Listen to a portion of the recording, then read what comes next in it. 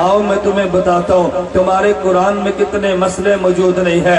ईसाई ने फौरन कहा अगर तुमने इंजील को इसलिए नहीं माना, इंजील नामुकम्मल किताब है।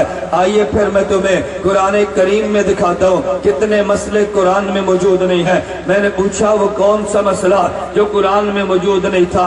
यहूदी ने कहा अरे ये टेलीफोनिक का दौर है, अगर लड़का पाकिस्तान में, लड़की बैरून मुल्क अमेरिका में मौजूद है, टेलीफोनिक अगर निकाह हो ये हो जाएगा या नहीं होगा, मुझे मसला कुरान से पेश कर दे। उसने फौरन कहा अगर एक आदमी का खून दूसरे को दे दे इंतकाल खून जायज है, मुझे कुरान से साबित कर दे। मैंने यहूदी और ईसाई से कहा अरे ये मसला कुरान में मौजूद तो नहीं है। वो फौरन कहने लगा तुमने तौरात को इसलिए नहीं माना, ये नामुकम्मल किताब है। तुमने इंजील को इसलिए कबूल आज नहीं किया, ये नामुकम्मल किताब है। फिर अगर मैं ये बात क्या दूं कुरान भी नामुकम्मल किताब है, तुम कुरान को भी छोड़ दो। मैंने कहा नहीं नहीं, तौरात इंजील और कुरान में एक फर्क है। अरे तौरात इंजील कुरान में फर्क है। फर्क ये है तौरात का मतन मौजूद है, तौरात की शरह मौजूद नहीं है। इंजील का मतन मौजूद है, इंजील की शरह मौजूद नहीं है। मगर कुरान जो किताब रब ने हमें दी है, इस किताबुल्लाह का मतन भी मौजूद है, अहादीस पैगंबर शरह भी मौजूद है। कोई मसला मैं कुरान के मतन से ले लूंगा, कोई मसला पैगंबर की बयान करता हदीस कुरान की शरह से ले लूंगा। वो फौरन कहने लगा अगर मैं कुरान की शरह हदीस में तुम्हें से मसला पूछो, तुम्हें बहुत से मसले हदीस में नहीं मिलेंगे, फिर तुम मुझे जवाब क्या दोगे? मैंने कहा हाँ किताब तब भी मुकम्मल है। उसने पूछा कैसे? मैंने कहा कभी मसला मैं कुरान से दूंगा जो मतन है, कभी मसला हदीस से पढ़ूंगा जो शरह है, तो ना मुकम्मल तो न बनी। कहते हैं बचा। मैंने कहा तवज्जो रखना, कुरान ने दो चीजें दी है, पैगंबर की हदीस ने दो चीजें दी है। अरे एक चीज का नाम उसूल है, एक चीज का नाम फरू है, एक चीज का नाम दलाइल है, एक चीज का नाम मसाइल है, एक का नाम कुल्लियात है, एक का नाम जुज़ियात है। मैंने जब कुरान को खोल के देखा, मुझे कुरान ने उसूल दिया। अगर तुम्हें मसला पेश आ जाए कुरान को खोल लेना। पाठ 12 नंबर 8 ये सूरह अराफ आयत नंबर 3 में मौजूद था। इत्तबिउ मा उनज़िला इलैकुम मिन रब्बिकुम। अल्लाह अगर मसला कुरान में ना मिले, फरमाया मेरे पैगंबर की सुन्नत को देख लेना। कुल इन कुंतुम तुहिब्बून अल्लाह फत्तबिऊनी। 12 नंबर 3 आले इमरान सूरत आयत नंबर 31 में मौजूद था। अल्लाह पैगंबर की सुन्नत में मसला न मिले, फिर कहाँ पे देखो? खालिक की तरफ से कि तुम इजमाए उम्मत को देख लेना। 12 नंबर 5 सूरत निसा आयत नंबर 115 में ऐलान किया वमन युशाकिकिर रसूला मिन बादि मा तबय्यन लहुल हुदा व यत्तबि गैर सबीलिल मुमिनीन। अल्लाह अगर इजमा में न मिले फिर कहाँ से तलाश करो? फरमाया इज्तिहाद और कियास को देख लेना। 12 नंबर 21 सूरह लुक़मान आयत नंबर 15 वत्तबि सबील मन अनाबा इलैया। तुम्हें रब ने मुझे दरस दे दिया। अगर तुम्हें मसला पेश आ जाए कभी किताबुल्लाह को खोल लेना, अगर मसला पेश आ जाए कभी सुन्नत रसूलुल्लाह को देख लेना, अगर मसला पेश आ जाए इजमाए उम्मत को देख लेना, अगर मसला पेश आ जाए मुज्तहिद के इज्तिहाद को देख लेना। और जो मसला कुरान ने बयान किया, कई मसला कुरान की शरह ने बयान किया।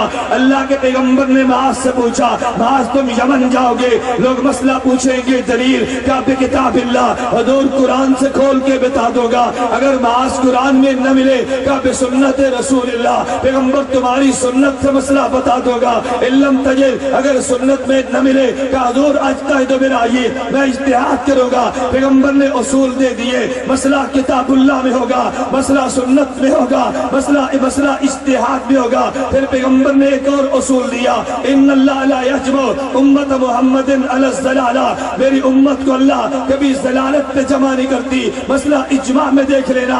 फिर तहफ़्फ़ुज़ सुन्नत में शरीक होने वाले सुन्नी नौजवानों, मैं तुम्हें ये बात कहना चाहता हूँ, मैंने यहूदी से कह दिया अरे मेरे कुरान ने उसूल 4 दिए हैं। एक का नाम किताबुल्लाह, एक का नाम सुन्नत है, एक का नाम इज्मा है, एक का नाम इज्तिहाद है। कुरान की शरह में मेरे पैगंबर ने 4 उसूल दिए हैं। एक का नाम किताबुल्लाह है, एक का नाम सुन्नत है, एक का नाम इज्मा है, एक का नाम इज्तिहाद है। मैंने 4 उसूलों को देखा। अरे यहूदी मेरा चैलेंज है, एक मसला पेश कर दे जो कुरान के उसूलों से हल न हो। अरे एक मसला पेश कर दे जो सुन्नत के उसूलों से हल न हो। फिर मुझे यहूदी ने पूछा अरे तुम बताओ अगर سارے مسئلے کتاب اللہ کے اصول سے نکلے ہیں، مجھے نکالے والے کا نام بتا دو۔ ارے یہ مسئلے کہاں پہ ملیں گے؟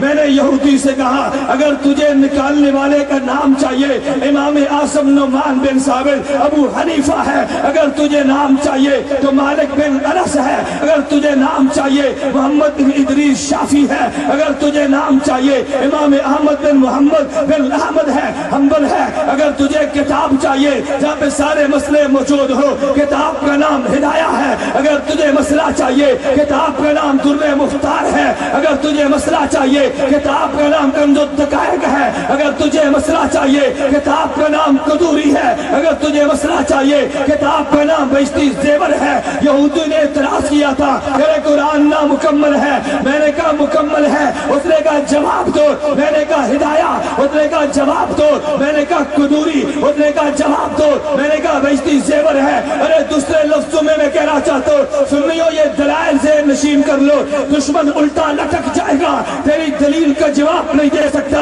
یہ تیری دلیل ریت پہ خدا کی قسم ریت کی دیوار پہ پار نہیں ہے، ارے یہ جبل عہد کی طرح تیرے مضبوط دلائل ہیں، اللہ کرے ان دلائل کو سینے سے تو تھام لے۔ میں نے پوری بحث کے بعد صرف ایک بات کہنی ہے، اس ایک بات کے لیے میں نے 15 منٹ کی تمہید مانگنی ہے، توجہ رکھنا۔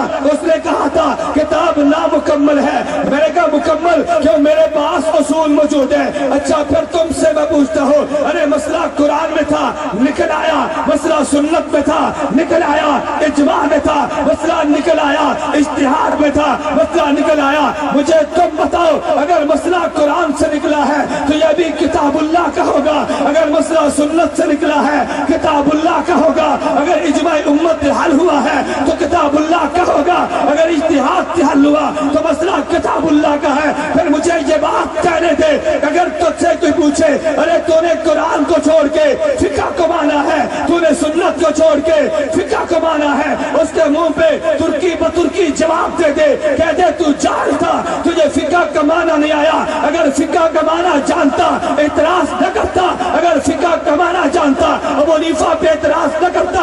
ارے وجہ اگر تجھ سے کو پوچھے فقہ کسے کہتے ہیں آسان لفظوں میں جواب دے دے کتاب اللہ، سنت رسول اللہ، اجماع امت اور قیاس سے ثابت شدہ مسئلے کا نام فقہ۔ خاتم الحرمین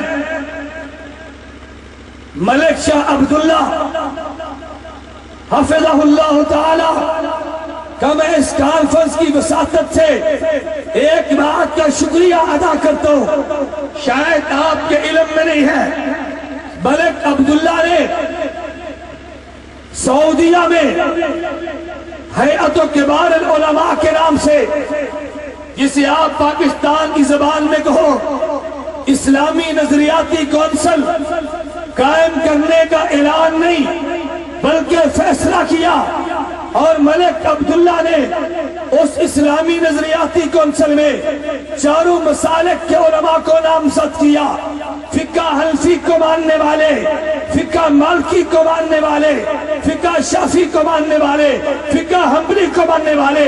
ہم اس بات پہ ملک عبداللہ کا شکریہ ادا کرتے ہیں کہ انہوں نے یہ فیصلہ کر کے امت کو بتا دیا کہ سعودیہ کی حکومت یہ مقلدین کے ساتھ ہے، غیر مقلدین کے ساتھ نہیں ہے۔ اگر اس اکیڈمی میں علماء کے بورڈ میں گنجائش تمہارا نہیں ہوتی، کوئی فرق تمہارا بھی رکھ لیتا، انہیں 4 مسالے کو نمائندگی دے کے یہ بات واضح کرتی ہے کہ سعودیہ حکومت چاروں ائمہ کا احترام کرتی ہے، چاروں ائمہ کو قبول کرتی ہے، چاروں کی فقہ کو قبول کرنے کا اعلان کرتی ہے۔ ہم ملک عبداللہ کا شکریہ ادا کرتے ہیں۔